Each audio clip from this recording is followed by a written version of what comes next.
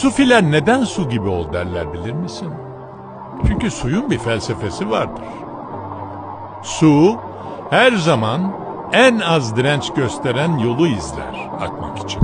Önüne bir taş da koysan, su o taşla uğraşmaz, mücadele etmez.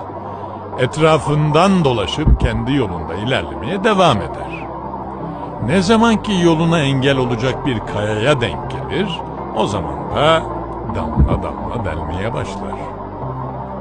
Kayayı delen suyun kuvveti değil, damlaların sürekliliğidir. İşte buna sabır denir.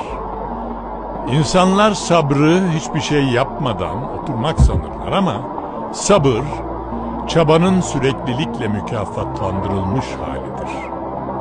Ve bu özelliğiyle yeri geldiğinde kayayı bile delen su yolunda akmaya devam eder. Su hep akar. Çünkü aktıkça temizlendiğini bilir. Derelerin eninde sonunda denizlere, okyanuslara kavuştuğunu bilir. Su şeffaftır. Su paylaşımcıdır. Su hayatı başlatandır.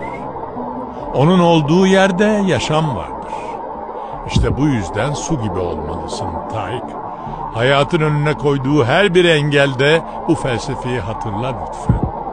Korkusuzca bırak kendini hayatın akışına. O aktığı sürece yolunun bir gün engin denizlere çıkacağını bil.